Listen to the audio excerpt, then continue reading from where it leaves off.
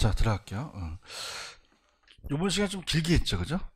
원래는 50분하고 10분 쉬는 게 정상이에요, 그죠? 그래서 이제 막 이렇게 흥분한 게 왜 그러냐면은 할인 기법 때문에 흥분했어요. 기억나세요? 그래서 할인 기법이 좀 전에 질문이 들어왔는데 어떤 질문이 들어왔냐면 현가 해수 기간이 있죠.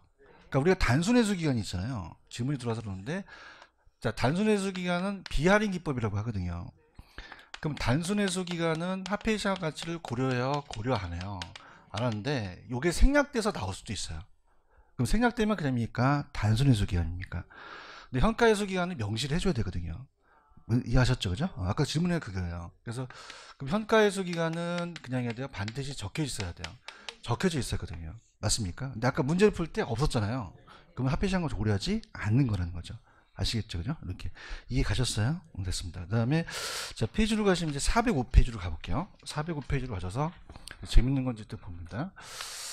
405페이지로 가시면은 자 우리가 부동산 금융 파트예요. 부동산 금융 파트 찾으셨죠, 그죠? 그래서 이제 이 투자 파트는 여기 이제 어떤 사람들이 이제 좀 강하냐면 제가 이제 감정평가사 강의를 한다 그랬잖아요. 평가사는 쉽습니까? 좀 어렵습니까? 어려워요. 그래서 지금 평가사는 좀 젊은 층이 이제 좀 빨리 이제 변호사 같은 거는 이제 이걸 대비해서 가기 때문에 각 대학교를 졸업하는 애들이 많이 평가를 하거든요. 평가하는 애들은 투자 파트는 강한데 금융은 약해요. 얘네들이 지금 담보대출을 안 받아봤거든요. 여러분들 받아보셨나요? 받아봤어야 되는데 큰일 났네. 안 받아보셨어요? 큰일 났다. 어떡하냐? 자, 이건 따면서 자금의 융통. 그럼 자금의 융통이라는 거는 부동산을 자금을 융통하죠? 그러면 신용대출이에요? 담보대출이에요? 담보대출이에요. 주택담보대출이에요. 맞나요? 근데 아까 제가 대부 비율이라는 거 기억나시죠? 이 대부 비율이 따면서 LTV. LTV라는 담보인정 비율이 있거든요. 그래서 LTV가 있고 DTI를 가지고 최대 대출 가능 금액을 구합니다. 그죠? 그래서 항상 제가 지금 어떻습니까? 제가 계산 문제 풀어드린 거 있죠? 이것도 바로 계산을 갈 거거든요. 그래서 지금 계산 풀어드리는 거는 반드시 나오는 거예요.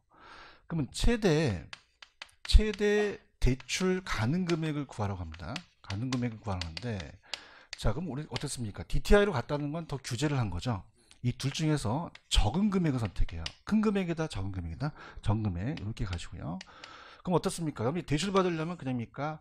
이 대출 금액을 알아야 됩니까? 알아야 되죠. 맞아요. 근데 요즘은 굉장히 완화됐어요. 좀 이게 강화됐어요. 이 비율을 낮춰서 제한을 해요. 덜 받게 해주는 거죠. 맞나요? 그럼 이제 대출을 우리가 해요. 그럼 하게 되면은 고정금리가 있고 변동금리가 있다는 거죠. 맞습니까? 그럼 금리가 무슨 금리와 무슨 금리? 고정금리와 변동금리가 있다는 거예요. 이해 갔나요? 그래서 요거에서 이제 문제가 하나가 나오고 그 다음에 자 몇 년 거치 몇 년 상환이라는 얘기 들어보셨죠? 거치 기간 동안에 그냥요 이자만 내요.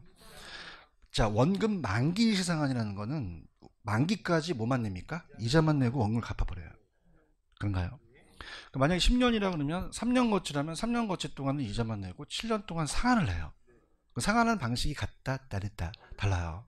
그래서 대출 상환 방식이 달라요. 그래서 우리가 고정금리를 갖고 따졌을 때 대출 상환 방식이 자 아까 저당상수 기억나세요? 무슨 균등 구할 때죠? 원리금 구할 때 저당상수를 이용합니다. 맞죠? 그래서 원리금 균등 상환 방식이 있고 원리금 균등만 있어요. 원금 균등도 있어요. 원금 균등도 있고 그 다음에 체증식이 있죠. 이 세 가지가 출제될 가능성이 크다는 거죠. 이해 가셨나? 그래서 우리 시험 문제는 부동산 금융 파트가 계산 문제가 나와요. 그다음에 LTV와 DTI 두 가지 계산 나오고요. 원리금과 원금이 있죠. 이 두 가지 계산 문제가 나온다는 거죠. 아시겠죠? 그럼 자 할게요. 자 우리가 지금 얘기하는 것은 부동산을 금융하는 건 담보대출이죠. 근데 토지금융이 아니라 주택금융이 주종을 이루겠죠. 그럼 주택금융은 자 소비자한테 빌려주면 소비금융이죠. 그러면 개발업자한테 빌려주는 건 개발금융이에요. 맞나요? 자 그럼 우리가 주택 소비금융은 그냥요 소비자한테 빌려줘요. 소비자. 근데 주택 개발금융은 건설업자한테 빌려주는 거죠. 그래서 개발금융이 달라요. 자 그러면 어떻습니까? 정부 입장에서는 소비금융은 공급을 늘리는 정책이에요. 수요자 금융이 되겠죠. 근데 건설회사한테 빌려주는 건 개발이죠. 그럼 수요를 늘립니까? 공급입니까? 공급자 금융이 되겠죠. 이해 가셨습니까? 자, 그래서 책에는 이게 구체적으로 안 나왔기 때문에 제가 해드릴게요. 보금자리론이라고 들어보셨죠? 보금자리론은 무주택 서민들을 위한 겁니다. 그래서 우리가 단기, 장기, 고리, 저리를 빌려주거든요. 그런가요? 자, 그래서 우리가 무주택 서민들한테 빌려줘요. 무주택 서민들한테. 그러면은 우리가 용어 정리로 갑니다. 갑돌이가 빌린 사람을 차입자라고 합니다. 뭐라고 한다? 차입자. 그래서 얘가 이제 1억이 있으면 집이 1억짜리 집을 살려고 그래요.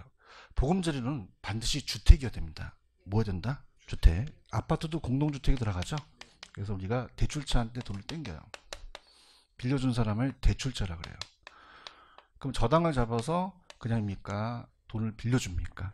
갚아나가야겠죠. 그죠? 우리가 이제 그래서 이걸 따라서 저당 대부. 그럼 저당 대부라는 건 그냥입니까? 근저당 설정을 합니까? 설정을 해서 돈을 빌려주는 거죠. 그렇죠? 빌려줍니다. 그럼 담보대출을 받아보시면은 우리가 아까 LTV가 70%다. 그럼 7천만 원을 빌려주죠. 단계적으로 빌려줘요. 일시불로 빌려줘요. 일시불로 빌려줘요. 담보대출 좀 받아보세요. 그냥입니까? 일시불로 찍힙니까? 7천만 원 찍혀버려요. 제발 좀. 아니면 상담이라 좀 하든가. 왜냐면 이거는 대출을 좀 받아봐야 좀 아는 거예요. 아시겠습니까? 그래서 일부러 대출 받지 말고. 자, 그럼 일시불로 싸줘요. 일시불로. 그렇죠? 근데 그냥입니까? 분할상환 합니까? 장기로 분할상환 하는 거죠. 이해 가셨어? 그래서 일시불 대보고 장기 분할상환이에요. 장기 분할상환이다. 분할상환이고. 그럼 우리가 단기다, 장기다. 장기. 고리다, 절이다. 절이라는 거죠. 이해하셨습니까? 근데 이 저자분이 책을 잘 쓰셨는데 개발금융에 대해서는 건축대부에 대해서는 잘 자세히 안 내놨더라고요. 보세요. 자, 이건 공급자한테 빌려주는 거죠. 그래서 주택건설업체한테 빌려줍니다. 주택건설업체. 아까는 그냥 있어요. 저당을 잡았어요. 잡았죠. 맞아요? 등기 어떻습니까? 저당권 설정을 했죠. 했는데 얘는 못하는 게 지금 아직 안 지었어요. 아파트를. 그죠? 그러면 그냥요. 등기를 못 치죠. 그죠? 그럼 어떻게 됩니까? 등기를 할 수가 없으니까 저당 대부가 안 된다는 거죠. 얘기해봐요. 그러면은 우리가 건설 현장 가면 감리회사가 나와 있어요. 감리를 안 받아야 돼? 받아야 돼? 받아야 돼요. 그럼 이건 건축에 대한 그 비용을 빌리는 거예요. 그래서 따라서 건축 대부, 건축의 진척도에 따라 빌려준다는 거예요. 그럼 아직 졌다? 안 졌다? 등기를 못 치죠, 그죠? 못 치기 때문에 1층 짓게 되면 감리 받고 도장 받아갖고 은행 가야 돼요. 돈 주세요. 그런 거예요. 그럼 그냥이다 단계적 대부다. 단계적 대부죠. 그렇죠? 단계적 대부. 자, 아까 보금자리로는 10년, 15년, 20년, 30년까지 빌려줘요. 장기입니다. 맞습니까? 근데 얘는 30년까지 얘는 빌려줄까? 짓는데 30년 걸려? 짓다가 뒤지겠다. 그러면 장기다, 단기다? 단기. 2, 3년이면 끝내버려요. 맞습니까? 그럼 빨리 상환을 하라고 하죠. 그래서 2, 3년 끝나기 때문에 장기, 단기. 그럼 장기 분할상하니까요. 일시불 상하니까. 일시불 상환이에요. 요게 지금 들어갔어야 돼요. 이 내용이 없어요. 아시겠습니까? 그래서 이건 장기 분할상환이다. 일시불 상환이다. 일시불 상환이에요. 그럼 요거는 얘보단 절이에요. 얘보다는 고리예요. 고리라는 거죠. 아시겠죠? 그래서 갑니다. 펜 들어보세요. 넘겨보세요. 406페이지로 가시면 406페이지로 가시면은 거기 소비금융이 있어요. 찾으셨어? 구용구시만 볼게. 소비자한테 빌려줘서 파란 색깔 대부분 고정금이며 저금리죠. 원리금을 상환을 그냥요 장기 분할 상환해요. 정책적 특수금융이라는 건 좀 저리로 빌려주겠다는 거죠. 이해하셨습니까? 자, 이렇게 하고 472페이지로 가세요. 472. 좀 안타까운 게 건축대부라는 걸 안 해놓으셨더라고요. 472페이지로 가시면 자, 거기 보시면은 좀 전에 제가 소비금융과 개발금융이 있다고 했나요? 소비금융은 그냥이야 소비자한테 빌려줘. 그럼 주택을 구매할 수 있죠? 그래서 지금 모가지론이야 모기지론이야. 모가지가 아니라 모기지가 보금자리론이에요. 보금자리론 이런 것들 얘기하고 개발금융은 공급자한테 빌려주죠. 그래서 거기 보시면 건축대부라는 게 있어요. 무슨 대부가 있다? 건축대부. 이렇게 건축대부라는 거 찾으셨습니까? 찾으셨어? 아니 개발금융이 일본의 전통적 건축대부 있잖아요. 찾았죠, 그죠? 건축 탭을 해서 이렇게 보시고, 다른 건 아직 보지 마세요. 이렇게 보시고요. 그 다음에 이제 넘기셔서, 그러면 이제 어디가 이제 시험 문제냐면, 페이지 가셔서 이제 LTV와 DTI의 계산 문제를 한번 가볼게요. 가시게 되면 페이지 407페이지. 자, 갑니다. 페이지 찾기 많이 힘드시죠? 안 힘들어요? 다른 학원은 막 페이지를 적어달라는 거야. 적어서 407페이지. 예, 찾으셨죠, 그죠? 그 다음에 어떤 학원 같은 경우는, 거기 보시면은, 대출 관련 주요 비율이 있죠? 별표 3개 차, 3개 차. 아우, 중요하다. 그럼 거기 옆에 파란 색깔이 막 쪼르륵게 돼 있네, 그죠? 그래서 계산 문제가 나와요. 아까 LTV하고 DTI 아시죠? 그래서 이건 무조건 계산 문제만 푸시면 돼요. 론투 밸류라는 자체는 담보 인정 비율이에요. 대부 비율이라는 거 기억나시죠? 담보로 인정하겠대요. 그래서 론투 밸류인데 야매로 이 2는 이 나누는 게 2라고 이렇게 본다면 자 따라해보세요. L을 V로 나눈다. L을 V로 나눠요. 맞아요? 그럼 여러분들은 똑똑하니까 DTR라는 게 있겠죠. 그럼 데빗 투 인컴이라는 자체는 뭐를 뭐로 나누겠어요? D를 I로 나눈다 이렇게 하셔야 됩니다. 아시겠습니까? 그럼 자 할게요. 자 얘가 만약에 50%다. 부동산 가치가 있겠죠. 그럼 1억이다. 그럼 얼마 빌려주는 거야? 5천만 원 빌려주는 거예요. 맞아요? 근데 5천만 원 빌려주는데 자 그럼 요거는 밑에 보시면 LTV 있어요? 그냥이야 담보 인정 비율이야. 융자 비율, 대부 비율, 대출 요거 이해 가셨죠? 넘겨봐요. 넘기시면은 파란 색깔 가볼게요. 파란 색깔 가시면은 기억 담보 인정 비율이 높을수록 융자 가능 금액이 적어질까요? 더 늘어날까요? 그럼 대출 수요도 증가하죠? 부동산 수요도 늘어날 수가 있다는 얘기예요. 맞나요? 그 다음에 아까 니은번은 아까 풀었었는데 담보 인정 비율이 높으면 채무불이행 커지죠? 그럼 이자도 어떻게 된다? 높아진다고 아까 풀었었잖아요. 난 푼 거를 기억하고 있어요. 그렇죠? 그 다음 밑에 보시면 DTI라는 게 있나요? 이거 연소득에 대해서 원리금 상환을 얘기를 해요. 자, 한번 들어보세요. 자, 그래서 우리가 문제를 풀면서 가는 게 좋아요. 오른쪽 409페이지 있나요? 409페이지에 확인 예제 문제 있어요? 한번 읽어보세요. 뭐 내용이 스토리가 어떻게 되는지 한번 읽어봐요. 그걸 알아야지 제가 이제 자, 얼마를 이미 대출받았어요? 7천 대출받았다고 돼 있어요? 그럼 이걸 나중에 빼줘야 돼요. 금액에서. 이해하셨습니까? 그러니까 이 문제를 풀어야 그 내용을 알 수가 있어요. 그런가요? 보고 있어요? 읽어보신 건 맞아요? 시장 가치가 얼마죠? 5억이죠. 시장 가치가 밸류고. 그 다음에 LTV를 찾아보세요. LTV가 몇 퍼센트죠? 50%예요. 찾았습니까? 그걸 곱하면 대출 금액이 나와요. 할 수 있겠어요? 다시 할게요. 지금 가치가 얼마라고요? 5억. 몇 퍼센트 빌려준다고요? 반 빌려주는 건가요? 그럼 얼마 빌려준다는 거죠? 2억 5천 빌려주는 거죠. 여러분 화이팅. 이거 해야 돼 이거. 아셨죠? 그죠? 그럼 2억 5천이 나왔죠? 나왔습니다. 5천만 원 나왔고 자 이건 그냥입니까? 담보로 인정합니까? 그 다음이니까 너무 제한을 안 하다 보니까 소득으로 인정을 한 거죠. 그럼 소득이 적어야 돼요? 소득이 많은 게 좋아요. 많은 게 더 빌려주겠다는 거예요. 맞나요? 그럼 DTI를 찾아보세요. 총부채 상환 비율 몇 퍼센트라고 돼 있죠? 40%라고 돼 있습니다. 이거 문제 풀면서 가셔야 돼요. 그런가요? 연소득을 한번 찾아보세요. 6천인가요? 그러면 우리가 6천만 원이니까 64, 24죠? 그럼 원리금이 4천만 원이라는 거예요. 얼마다? 4천. 그죠? 아니다. 64, 24니까 2,400이죠. 2,400만 원. 자, 그럼 2,400만 원 원리금을 갚을 수 있는 능력으로 빌려주겠다는 거예요. 맞나요? 그럼 잘 볼게요. 아까 대출 금액에다가 저당 상수 기억나세요? 무슨 상수? 저당 상수. 자, 그러면 제가 여러분 실력을 우습게 보는 게 아니라 우리가 게임 좀 해볼게요. 이게 X입니다. 얘가. 이거보다 X. 얘가 0.1이라고 한다면 자 볼게요. 지금 얘가 6이고요. 얘가 X인데 얘가 2래요. 그럼 X는 얼마일까요? 어떻게 나왔어요? 나눴죠. 나 대답 좀 해주셔야 돼요. 이거 어떻게 나왔어요? 이거 어떻게 나왔어요? 나눴죠. 그러면 지금 원리금을 무슨 상수로? 저당 상수로 나눠주면 된다는 거죠. 아따 정말 미치겠다. 야 지금 이게 6이거든? 야 X야. 얘가 2라고. 얘 어떻게 나왔냐고. 아까 이게 신경 되냐고. 원리금을 저당 상수로 나누는 거예요. 맞습니까? 그럼 원리금이 2,400이 되면 빨리 무슨 상수를 찾아오셔야 돼요. 저당 상수를 찾아오셔야 되거든요. 맞나요? 그럼 0.1을 나누면 공 하나 더 붙죠. 그럼 2억 4천이라는 거죠. 얼마다? 2억 4천만 원. 맞습니까?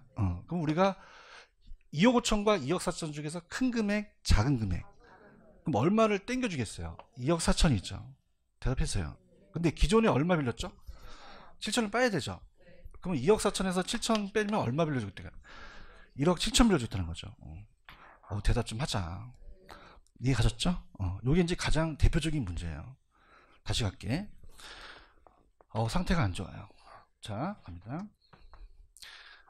일로 와요. 시장 가치가 지금 얼마예요? 정말이에요? LTV가 몇 %예요? 그럼 50 빌려준다는 거죠? 이거 2억 5천까지 이해 가시겠습니까? 간다고 해야 다음 넘어갑니다. 자, DTI는 부채를 상환할 수 있는 능력으로 빌려줘요. 그럼 소득이 적은 게 좋아요? 많은 게 좋아요? 그럼 1억이 나면 더 빌려줄 수 있는 거죠. 이해하셔야 됩니다. 그 소득으로 갖고 따지는 거죠. 이해하셨습니까? 그럼 6424 2400이 원리금이죠. 네가 원리금을 상환할 수 있는 능력대로 빌려주겠다는 거예요. 맞죠? 그럼 빨리 무슨 상수를 갖고 해야 되죠? 도상수죠. 그죠? 그럼 얼마다? 2억 4천이죠. 맞나요? 기존 대출이 얼마 있었어요? 그럼 얼마? 1억 7천을 빌려주는 거죠. 그런가요? 그럼 정답 몇 번? 2번이 정답이에요. 맞나? 근데 봐봐. 라봐요. 근데 만약에 얘가 사업자금으로 2천만 원씩 이자를 내고 있어요. 그죠? 그럼 더 빌려줄까? 좀 덜 빌려줄까? 덜 빌려주죠. 얘기해야 돼. 더 빌려줘, 덜 빌려줘. 정말이야? 그러면 여기가 이자가 있다는 얘기죠. 그죠? 요즘은 여러분들이 전산이 잘 돼서 어떤 대출에 대해서 다 떠요. 안 받아보셨어? 받아보셨어? 그래서 저는 많이 받아봤는데 신용등급하고 같이 떠요. 대출이 은행마다 연결이 돼요. 그럼 그냥입니까? 이자가 나가는 게 보입니까? 그럼 더 빌려주겠어? 덜 빌려주겠다는 거예요. 얘기해봐요. 정말이에요? 그럼 만약에 요게 1,000만 원이 있대요. 그러면 그냥입니까? 이거 빼줘야 됩니까? 빼줘야 된다는 거죠. 대답 좀 해주세요. 그러면 2,400이겠어요? 1,400이겠어요? 1,400으로 금액이 줄어든다는 얘기죠. 맞나요? 그럼 이자가 있다? 그럼 그냥입니까? 덜 빌려줍니까? 그래서 원리금에서 빼야 된다는 얘기예요. 아시겠죠? 그래서 이 문제를 집에 가서 계속 푸셔야 됩니다. 할 수 있겠어요? 그래서 이 문제는 거의 90% 나온다는 얘기예요. 아시겠죠? 중요한 건 그냥이야 기존 대출이 있었어. 그냥이야 나중에 까야 돼. 나중에 무조건 까야 돼요. 아시겠죠? 다시요. LTV와 DTI 중에서 큰 금액, 작은 금액. 작은 금액하고 7천을 깐 거죠. 맞습니까? 근데 이자가 있다. 이자는 따보세요. 원리금에서 깐다. 원리금에서 나중에 까요. 그죠? 아시겠죠? 그죠? 이렇게. 이해하셨어요? 그래서 100% 시험에 나온다. 이렇게 보시면 되고. 그러면 이 2번. 아까 좌측에 동그라미 2번 있어요? 아니, 408페이지 2번 있잖아. 봤더니 막 보기도 싫죠. 막 어지럽죠. 그죠? 그럼 얘는 그냥이요. 소득 대비 부채 비율이라는 게 있죠? 그럼 소득이 많아야지만 빌려주겠다는 거예요. 차입자의 연소득에 비해서 원리금에 대한 비율이 얼마냐가 푸는 거죠. 그래요? 맨 밑에 가시면 파란 색깔이 있어요. LTV와 DTI 중에서 큰 금액, 작은 금액, 작은 금액을 빌려주는 거죠. 열심히 하셔야 됩니다. 아시겠죠? 넘겨보세요. 넘기시면은 페이지 410페이지로 가죠. 410페이지로 가시면 무슨 금리와 무슨 금리가 있어요? 고정금리와 변동금리가 있죠. 찾았죠, 그죠? 바뀌어요. 그럼 고정은 바뀌어요, 안 바뀌어요? 변동은요? 뭐 다 알고 있네, 알 게 없네, 그죠? 이렇게 알고. 자, 할게요. 그럼 이제 용어 정리가 고정금리하고 변동금리가 있죠. 자, 이걸 갖고 이제 우리가 보겠습니다. 들어가겠습니다. 자, 그러면은 고정금리와 변동금리로 가자. 고정은 바뀐다, 안 바뀐다? 안 바뀌고, 변동은 인플레에 따라서 바꾸겠다는 얘기예요. 시장상에 따라서. 그렇죠. 그래서 우리가 이 시험 문제가 명목이자라는 게 나왔어요. 명목금리. 이자율이 금리입니다. 명목은 겉으로 드러나는 걸 다 명목이자율이라고 그래요. 그럼 은행이 먹는 게 실질이자가 있겠죠? 은행은 안 위험해요. 위험할 수도 있어요. 자, 아까 이 채무불이행이라는 거 들어보셨죠? 그렇죠? 그럼 대우비율이 높아지면은 그냥입니까? 채무불이행 가능성이 높아집니까? 금리는 어떻게 되죠? 올려버려요. 위험의 대가만큼 올린다는 거죠. 그런가요? 그래서 은행이 이제 실질적으로 먹는 실질이자가 있다면 인플레를 고려해야 돼요. 왜냐하면 저번 시간에 부동산 투자 파트에 따라서 인플레 위험, 물가 상승, 화폐 가치 떨어지죠. 대화합시다. 그럼 얘가 100만 원씩 받은 게 고정된 게 어떻습니까? 화폐 가치가 떨어지잖아요. 그럼 그냥 올려야 돼. 근데 고정은 올려 못 올려? 못 올리니까 처음부터 인플레를 고려하자는 얘기예요. 이해가 해야 되는데. 그럼 인플레를 더 해야겠죠? 그럼 더 많이 받는다는 거야. 응? 그래서 예상 인플레를 더 한다는 거죠. 예상 인플레. 근데 그러면 어떻게 됐다? 그럼 얘가 4%가 고정돼 있죠? 계약이자예요. 약정이자. 그럼 얘가 예상 인플레를 1% 했다. 그 얘는 3%가 나오는 거죠. 맞습니까? 그러니까 겉으로 드러나는 걸 다 명목이라 그래요. 그죠? 맞나요? 그래서 우리가 내가 명목 소득이 4% 늘어났다고 좋아야 돼요. 인플레를 빼줘야 돼요. 빼주면 실질적으로는 3%밖에 안 올라간 거죠. 맞습니까? 그럼 이 실질이라는 것은 명목에서 예상을 뺀 거죠. 그래서 명목이 4에서 예상을 뺀 거예요. 맞아요? 그러니까 이거예요. 여성분들이 이제 이 생얼굴이 실질이잖아요. 그냥입니까? 화장을 더 칠합니까? 더 칠하면 명목이죠. 그죠? 그럼 여러분 지금 앉아 계신 분 명목이에요? 실질이에요? 확인해 봐야 되겠는데. 그러면 화장실 가갖고 지우면 이게 되는 거죠. 아시겠죠? 그죠? 이해하셨습니까? 근데 은행이 무당도 아니고 예상해요? 예상치 못할 수도 있어요. 못할 수 있으시죠. 그럼 그거에 대한 거를 지가 책임지겠다는 거예요. 맞나요? 예상한다, 예상치 못할 수 있다. 그러면 그만큼 위험하다는 얘기죠. 그렇죠. 그럼 여기서 이걸 빼주게 되면 지가 실질이자가 까진다는 거죠. 그럼 은행이 좋아진다, 안 좋아진다? 안 좋아지는 거죠. 맞죠? 무슨 금리기 때문에 그래요? 안 바뀌니까, 그죠? 그럼 대출 기간은 손해죠? 대출 기간은 이익이다, 손해다. 손해고 차입자가 이익이라는 거예요. 이해하셨나? 그래서 처음부터 고정금리는 많이 받자는 거죠. 그렇죠? 그럼 대출 시점에서 인플레를 가산하게 되기 때문에 어떤 금리가 더 높다? 고정이 더 높게 책정이 돼요. 아시겠죠? 자, 그러면 우리가 이 계약이자는 바뀐다, 고정은 안 바뀐다. 근데 시장이자가 바뀔 수도 있죠. 자, 그거에 따라서 이제 달라지는데 들어보세요. 우리가 지금 저당이자라는 계약이자가 고정은 바뀝니까? 고정돼 있습니까? 그럼 시장이자가 바뀔 수도 있죠. 그럼 시장이자가 낮아진다는 거죠. 그럼 시장이자가 낮아진다면 차입자는 지가 빌린 이자가 많거든요. 그럼 만기까지 가겠어요? 조기상환 하겠어요? 조기상환하죠. 그런가요? 그럼 조기상환은 시장이자가 높을 때 하락했을 때 조기상환을 한다는 거죠. 그럼 차입자는 그냥이다 조기상환을 한다. 유인하겠죠. 맞아요. 그럼 조기상환 못하게 수수료를 부과시키죠. 대출 좀 받아봐. 조기상환 수수료라는 게 있죠, 그죠? 페널티를 가는 거죠. 근데 어떻습니까? 그만큼 얘가 조기상환의 수수료가 아깝지 않으면 조기상환 해버리겠죠. 그럼 대출자가 안 위험하다, 위험하다? 그걸 따라서 조기상환 위험. 대출자한테 가는 거죠. 이해 갔나? 조기상환은 그냥입니까? 계약을 해지합니까? 해지하면 이자가 들어와요, 안 들어와요? 안 들어온단 말이에요. 맞아요? 그만큼 손실이 어마어마하다는 거죠. 지금 시장 이자가 낮아졌죠. 얘기해봐. 그럼 다른 놈한테 낮게 하게 되면 손해를 보잖아요. 그래서 이 조기상환 수수료를 부과시키는 거예요. 아시겠습니까? 그 다음에 만약에 반대로 봐봐. 시장이자가 높아져요. 그럼 조기상환과 기존 대출 유지하려고 할까? 반대로 가요. 원래 인생이 그런 거야. 아시겠지, 그지? 그럼 차입자는 조기상환한다. 기존 대출을 유지하려고 한다. 그죠? 지가 유리하니까. 이게 낫잖아. 이게 높죠, 그죠? 그럼 우리가 기존 대출을 그냥이다 유지하려고 한다. 유지하려고 그래요.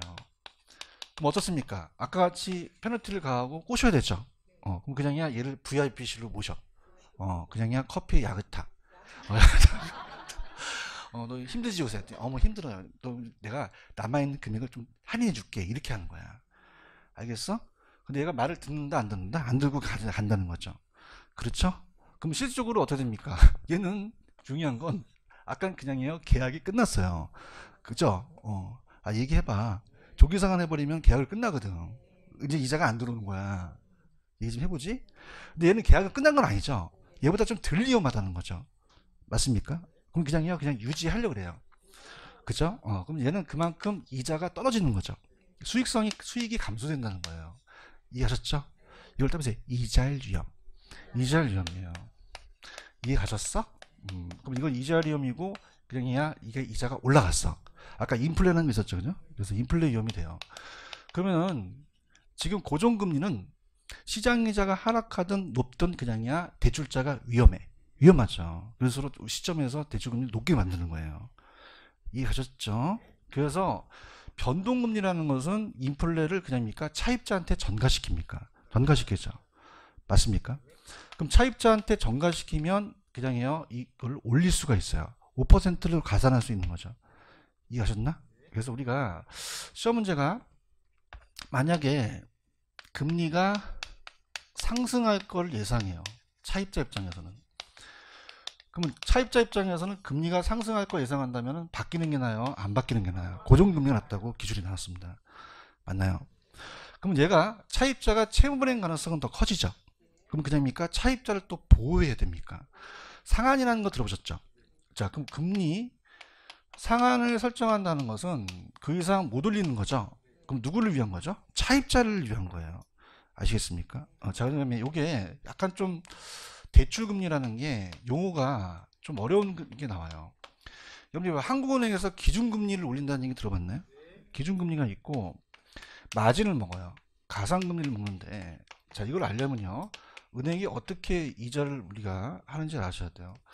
자 A은행이 만약에 여러분들 은행에 담보대출을 받아보셨어요? 안 받아보셨어?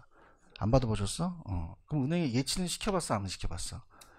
그럼 예치도 안 했다. 그럼 뭘 도대체 뭘 한 거야? 내가 뭐 할 얘기 없네 진짜. 그럼 예치할 수도 있죠. 그럼 예치할 수 있는 예금금리를 받잖아요. 그렇죠? 예금금리를 받아요. 그럼 얘가 가만히 금고에다 처박아 놔야 돼요. 담보대출을 해줘야 돼요. 그러면 이자를 먹는 거죠. 그래서 1억을 대출해주고 이자를 먹는 거. 대출금리를. 맞아요? 그럼 예금금리가 높겠어요? 대출금리가 높겠어요? 대출금리가 높죠. 대화를 하자. 예금금리가 요새 높아요? 낮아요? 연 2% 주면 많이 주죠? 근데 대출금리를 2% 줘? 나 좀 소개시켜줘. 갈아타게. 그죠? 대출금리 더 받는다는 얘기야. 어? 그 2% 이거 주고 이게 4% 먹어. 2%를 먹어갖고 지가 이제 은행 직원 월급 주고 그런 거야. 그렇죠? 그럼 어떤 금리가 더 높아야 되죠? 대출 금리가 높아야 돼요. 맞나요? 그래서 이 기준금리는 예금금리로 기준합니다. 무슨 금리로 한다? 예금금리로 기준한다는 거죠. 그러면 예금금리가 높아야 돼요? 대출금리가 높아야 돼요? 그럼 가산을 한다는 거죠.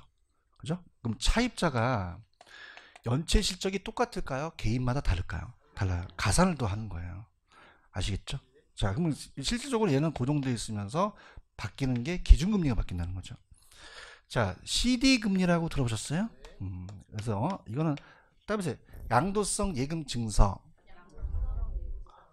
그럼 예금을 하면 통장을 주죠. 통장을 줘요. 증서를 줘요. 증서. 그래서 단기 자금으로 3개월마다 이렇게 조정하는 거예요. 몇 개월마다? 그럼 우리가 이자를 먼저 주고 나중에 원금을 상환하는 거죠. 그럼 얘가 그냥입니까? 예금금리입니까? 예금금리예요. 맞아요? 그 다음에 이제 코피 나오는 게 코픽스인데, 코픽스 금리는 이건 따라서 자금 조달 비용 지수. 그럼 자금을 조달할 때 그냥이야 비용이 나가. 그래서 CD 상품이 일로 들어가요. 그죠? 그럼 코픽스는 그냥이니까 CD가 들어간다. 들어가고 여러 상품을 평균을 내는 거죠. 그래서 얘가 좀 기간이 길어서 6개월에서 1년 정도 길어요. 그럼 CD가 더 길어요? 코픽스가 더 길어요? 그냥요 글씨도 더 길어요. 길죠. 그죠? 근데 코픽스가 기준금리에 들어가요. 무슨 금리 들어간다? 근데 출제원이 이걸 대출금리로 냈어요. 그럼 코픽스는 대출금리입니까? 기준금리입니까? 대출은 가상금리를 더하는 거죠. 맞나요? 그래서 이 코픽스를 대출금리로 내서 이시청 들어가서 이시청을 받아줬어요. 그럼 그냥이야 한 방 먹었어. 그냥이야 코피가 나. 그래서 코픽스야. 그럼 얘는 기준금리죠. 그럼 얘나 이게 높아지면 그냥입니까? 대출금리도 높아집니까? 높아진다. 그 정도만 가져가시면 돼요. 아시겠죠? 할게요. 펜 들어보세요. 자, 갑니다. 410페이지 파란 색깔 위주로 가는데 410페이지 찾으셨어요? 그럼 우리가 고정금리에 이번에 파란 색깔이 있어요? 자, 고정금리는 대출금리가 요구하는 수익이 있겠죠? 그냥입니까? 예상 인플레를 더합니까? 더하죠. 면목금리는 실질에다가 은행이 안 위험해요? 위험해. 위험의 대가와 예상 인플레이션을 더한다고 되어 있나요? 찾았습니까? 그럼 3번 굵은 글씨 다른 조건이 동일할 때 고정금리가 변동금리가 초기 이자가 낮다 높다? 높다는 거죠. 인플레를 가산해야 되니까. 얘기해봐요. 그 다음에 밑에 이 대출 기간에 대한 대출 위험이라는 단어가 있나요? 자, 우리가 여러분들 채무 불이행은 돈을 갚아요, 못 갚아요? 그럼 니은에 가시면은 니은에 몇 쳐보세요. 자, 회사를 그만두면 그럽니까? 소득이 감소합니까? 상환 능력이 없죠. 부동산 가치가 떨어질 수도 있죠. 그럼 대출 원금에 해소하지 못할 위험을 그냥입니까? 채무 불이행 위험입니까? 채무 불이행 위험이죠. 그런가요? 그럼 오른쪽에 디귿번을 가시면은 대출기간이 이러한 채무불이행을 줄이기 위해서는 대출 당시 차입자의 신용평가와 담보가치평가를 강화하겠죠. 그러면 더 좀 덜 빌려줘야 되죠. 그럼 대부분율과 DTI를 하향 조정시켜야 된다는 겁니다. 그런가요? 좀 전에 제가 금리 이자율 위험 기억나시죠? 이거는 어떻게 돼요? 파란 색깔 그냥입니까? 시장금리가 지속적으로 상승을 합니까? 상승을 하게 되면은 어떻게 추가적인 대출이자를 반영할 수가 없겠죠? 얘기해봐요. 그러면 니은번에 보시면 고정대출을 실행한 대출기간은 금리변동 위험 심하게 노출되겠죠? 그럼 대출 상품의 만기가 길수록 금리변동 위험이 더 커지겠죠? 그럼 따라서 이자율 수합. 그럼 이자율 수합은 그냥입니까? 바꾸는 겁니까? 바꿔서 상대편한테 전가시킬 수 있죠? 이렇게 참고만 해주세요. 그 다음 밑에 가시면 조기상한이 있어요? 조기상한에다가 더 별표를 쳐보세요. 조기상한은 니은에 자, 아까 다 까먹었을 것 같아서 올라봐요. 시장이자가 낮았을 때 조기상한이라고 했나요? 대답 좀 해주세요. 그럼 니은번에 고정대출 때 차입자 대출 후에 시장금리가 어떻게 했을 때? 하락했을 때죠. 그런가요? 그럼 금융기관부터 낮은 금리의 대출을 이용하여 기존 대출을 갚을 요인이 발생하기 때문에 대출기관 입장에선 차입자의 조기상환할 경우 나머지 대출기간 동안에 이자율을 상실하죠. 그래서 그냥입니까? 이 페널티를 가합니까? 수수료를 부과시킨다는 거죠. 여기까지 가시겠습니까? 넘겨볼게요. 자, 유동성 위험은 나중에 하고요. 양가로 3번에 가시면은 고정금리의 대출의 특징이라는 게 있죠. 갑니다. 1번. 자, 별표 쳐보세요. 여기 나왔었어요. 자, 봐봐요. 좀 봐봐. 다 까먹을 것 같아서 요 고정금리는 바뀌었어요? 4%가 안 바뀌었어요? 안 바뀌었죠. 얘기 좀 해봐요. 예상한 거를 1% 했더니 3%를 먹었던 거죠. 근데 그냥입니까? 예상치 못할 수도 있습니까? 못하게 되면 실제가 더 커질 수 있는 거죠. 그럼 기대 인플레보다 실제 인플레가 더 커졌다는 거예요. 맞나요? 그럼 대출기간 실제 인플레이션만큼 추가로 이자를 반영하지 못하죠? 그럼 차입자 최초 적용된 이자를 외에 추가적으로 더 부담해야 하지 않으므로 상당히 유리하다. 그러면 자, 동그라미 쳐봐요. 대출기간은 이익이다, 손해다. 손해. 차입자는요, 이익을 본다는 게 이따 문제가 나올 거예요. 그런가요? 그래서 오른쪽 4번을 가볼게요. 오른쪽 4번, 동그라미 4번. 차입자 입장에선 향후 시장금리 상승이라는 단어가 있어. 그럼 차입자는 상승하게 되면 바뀌는 게 나아, 안 바뀌는 게 나아? 변동이 나요, 고정이 나아? 고정 대출하는 것이 유리하죠. 여기까지 가시겠습니까? 가졌고요. 그 다음에 밑에 가시면 확인 예제 문제 하나 있죠? 갈게요.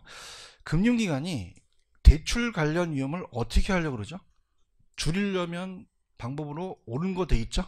그럼 한번 풀어보세요. 지금 했던 거 다 나옵니다. 천천히. LTV와 DTI를 높여야 돼요? 낮춰야 돼요? 낮춰야지 위험을 줄이죠? 대답 좀 해주세요. 금리 변동이 심할 때는 어떤 금리로 가야 되죠? 변동금리로 가야 되죠. 아까 부채 감당률 기억하세요?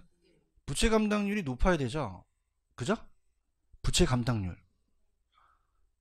아, 나 아까 크레스 그랬다. 부채를 감당하는 능력이 있었잖아. 그럼 이게 그냥이 돼요? 1보다 커야 돼. 커야지만 상당한 수 있는 능력이 있는 거죠. 아, 얘기해봐. 부채를 감당률은 부채를 감당하는 능력을 보는 거야. 능력이 많아야 되지? 그럼 1보다 커야죠. 커야 돼. 맞죠?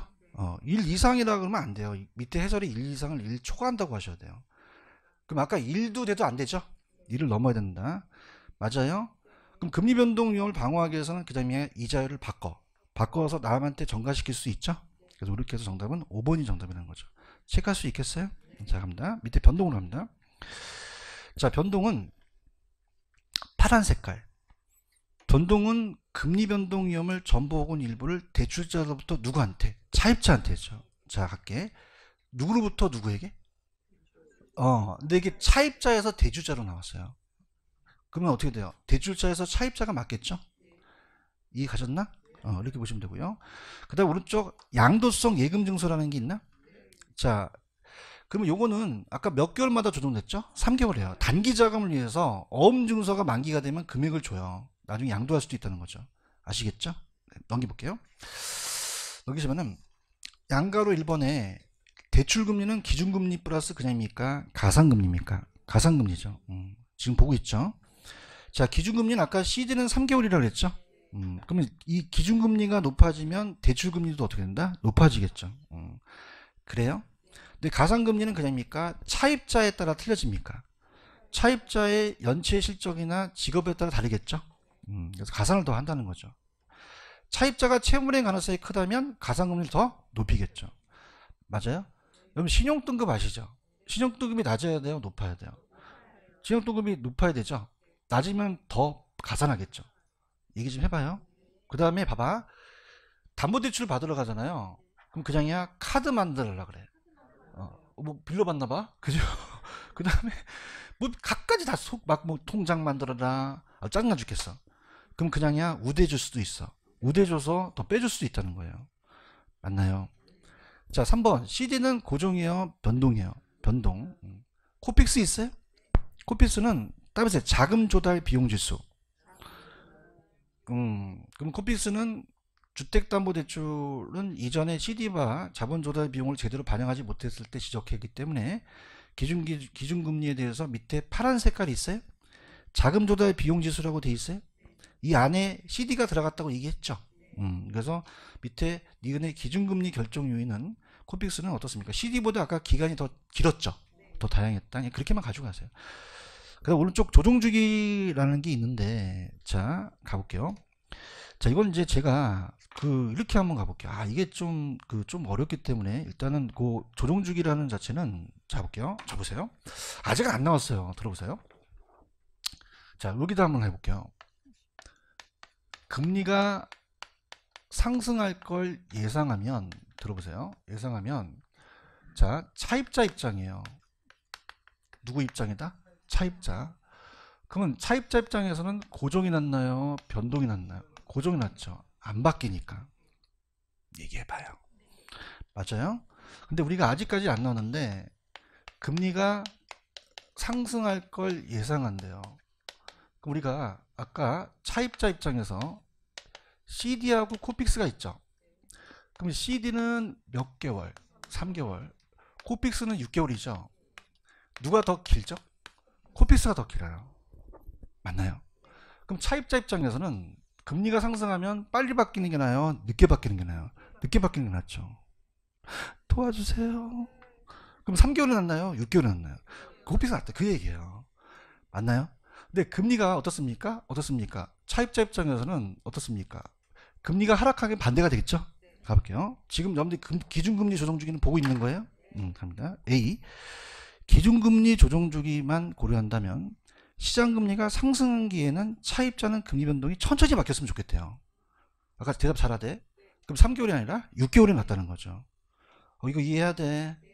이해하셨어? 근데 B. 만약에 시장 하락기에서는 차입자는 빨리 바뀌는 게 낫죠. 그러면 6개월이 나요? 3개월이 나? 3개월이 빨리 바뀐다는 거죠.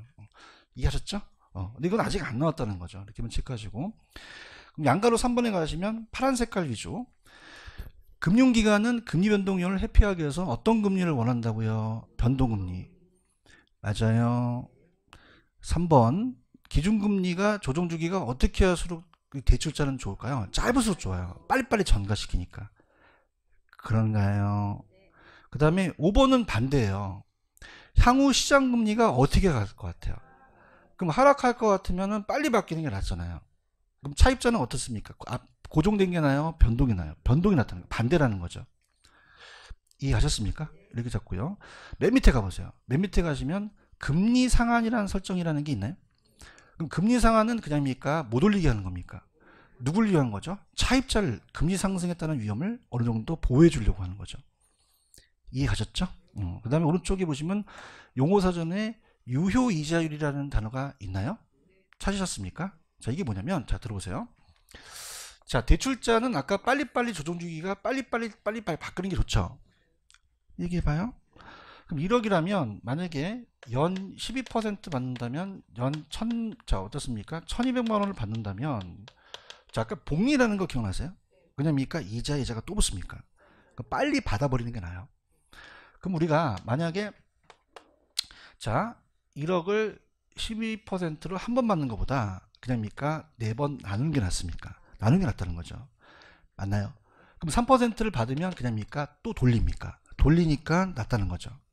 그래요? 그럼 한 번 받는 게 나아요? 여러 번 받는 게 나아요? 그럼 실질적 유효이자가 많아진다는 얘기야. 나 지금 415페이지 하고 있는데 보고 있어요? 그럼 명목대출이 이자가 동일하더라도 계산기간이 어떻게 할수록 짧을수록 유효이자가 높아진다는 얘기예요. 그럼 1년 만기 대출 때 이 기간을 한 번 받는 게 나아? 4회 나눠서 받는 게 나아? 그럼 기간 한 번보다는 유리하다는 거죠. 이해하셨죠? 그렇게 잡으시면 돼요. 되셨어요? 넘겨보세요. 확인 예지 문제 하나 있어요? 풀어보세요.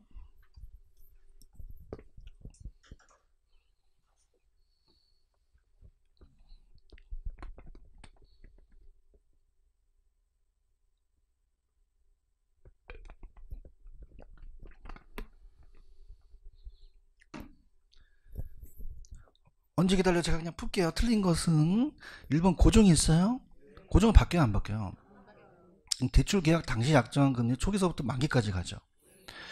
변동은 사전에 약정한 방법을 일정 기간마다 바꾸죠. CD는 몇 개월이었어요? 그렇게 바꾼다는 얘기죠. 그런가요? 대출 기간은 이자의 변동 따른 손실 위험을 회피하기 위해서는 어떤 금리? 변동금리. 3번이 정답이네요. 잘하셨네요. 4번하고 5번을 묶으세요. 별표 쳐보세요. 아까 제가 여러분들 시장이자가 낮을 때가 있고 높을 때가 있죠. 그럼 다른 조건이 일정할 때 고정금리 때 시장이자 대출보다 낮으면 무슨 상한? 조기상한이라는 게 나옵니다. 사셨습니까? 근데 5번은 그럽니까? 시장이자가 높아집니까? 높아지면 기존 대출을 유지하려고 하죠. 그럼 대출기간 수익성은 악화된다는 거죠. 이자가 낮아지니까. 오케이? 무슨 얘기인지 아시겠어요? 분위기 안 좋아? 자, 이거 높아지면 그냥이야 기존 대출을 유지하려고 그래. 그럼 얘는 빨리 조기상환 시키는 게 낫잖아. 얘기해봐요. 그럼 수익성이 어떻게 된다? 악화된다는 거죠. 빨리 바꿔야 되는데 안 바꾸니까 이 자식이. 그래서 커피에 약을 타는 거지. 이해하시죠? 그죠? 그럼 수익성이 좋아진다? 악화된다? 악화된다는 거죠. 아시겠죠? 그럼 자 오늘 프린트 보시면 이것만 풀고 좀 쉬었다 가겠는데, 아까 이 연사 아까 5번을 풀었죠? 그럼 1번서부터 4번까지 맞나 틀리나 쫙 한번 보세요. 맞는 지문이 하나 있고 틀린 게 더 답입니다.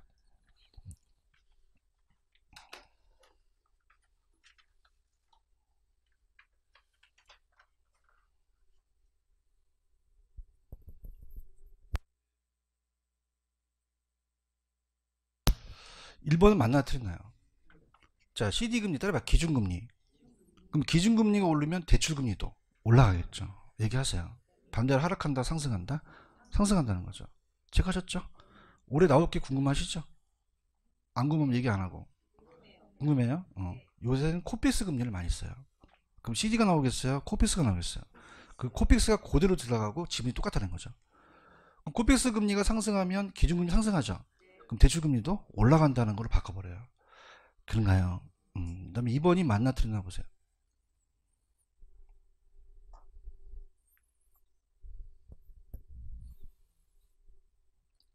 맞아요, 틀려요. 고정은 안 바뀌잖아요. 그럼 미리서부터 많이 받아야죠. 인플레를 가산해야 되니까 고정이 변동보다 높겠죠. 하셔야 됩니다. 됐습니다. 맞고요. 3번이 맞나 틀리나 보세요. 오다 X다. 대출금리 하락하면 좋죠. 그럼 우리가 정상제다 보면 수요는 더 늘어나겠죠. 더 많이 빌리니까. 오케이. 4번이 맞나 틀리나 보세요. OX.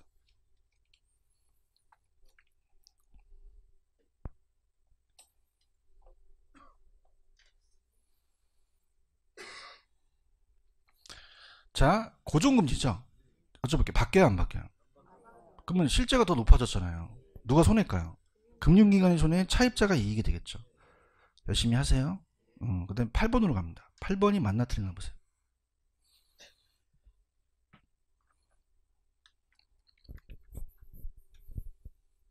조기상환 있었죠. 조기상환은 시장이자가 대출 약정보다 낮아지면으로 보셔야죠. 아, 화이팅. 높아지면 낮아지면 낮아지면 가야겠죠. 이해 갔어요? 11번 갑니다. 11번이 맞나 틀리나.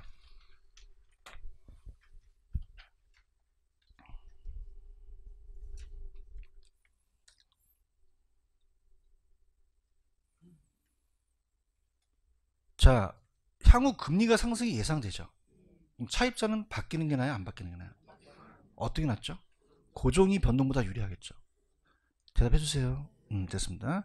12번이 오다 X다 하세요. 12번.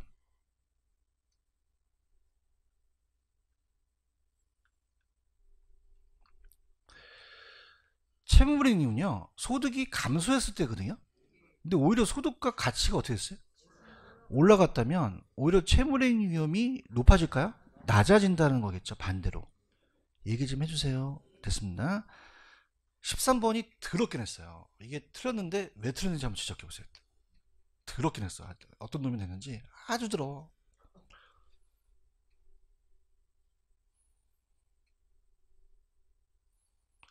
조정주기가 짧을수록 대출자는 좋죠. 근데 누구에서 누구로? 대출자에서 차입자로 전가시키는 거죠. 아, 얘기 좀 해봐. 차입자가 전가시켜? 차입자가 대출 줬어? 아니잖아요. 제발. 누구에서 누구로? 대출자에서 차입자로 전가되는 거죠. 아시겠죠? 이렇게 해서 이 OX 문제를 좀 정확하게 푸셔야 돼요. 이해하셨죠? 자, 다시 갑니다. 저 보세요. 마지막 기회 여보세요. 고종이 그냥이요? 안 바뀌어요. 그럼 대출자가 위험하죠? 그냥입니까? 대출 시점부터 이자를 많이 받아야 됩니까? 많이 받아야 돼요. 맞습니까? 금리가 상승할 것 같아요. 그러면 차입자는 바뀌는 게 나요? 고종이 나요? 고종이 낫죠. 오케이? 반대가 나타날 수 있었죠. 근데 반대는 그냥 예상의 문제니까 그렇게 보시고. 그 다음에 아까 조기상환 기억나세요? 조기상환 시장이자가 높을 때, 낮을 때? 낮을 때 조기상환이죠. 높을 때는 기존 대출을 유지하겠죠. 그러면 이자의 수익이 악화되겠죠. 맞나요? 그 다음에 아까 고정금리 때 은행은 됩니까? 예상치 못할 수도 있습니까? 그럼 실제가 높아질 수 있죠. 그럼 대출기관은 손해고 차입자가 이익이라는 거죠. 맞나요? 그러면 고정금리는 대출자가 위험하니 인플레에 대한 걸 전가시키기 위해서 변동금리가 나오게 된 거죠. 그럼 변동금리가 그냥입니까? 차입자한테 전가시킵니까? 누구에서 누구로? 이제 할 수 있겠어? 이자율이 짧을수록 전가시키는 거죠. 맞습니까? 그럼 얘를 보호하기 위해서 금리 상한을 설정한 거죠. 그럼 올리지 못하게 하는 거죠. 차입자를 위한 것이다. 그렇게 가시면 돼요. 아시겠죠? 코픽스와 CD는 다 그냥이다. 기준금리다. 기준금리가 높아지면 대출금리도 높아지더라. 그렇게 하시면 돼요. 아셨죠? 조금만 쉬었다가 갈게요. 쉬세요.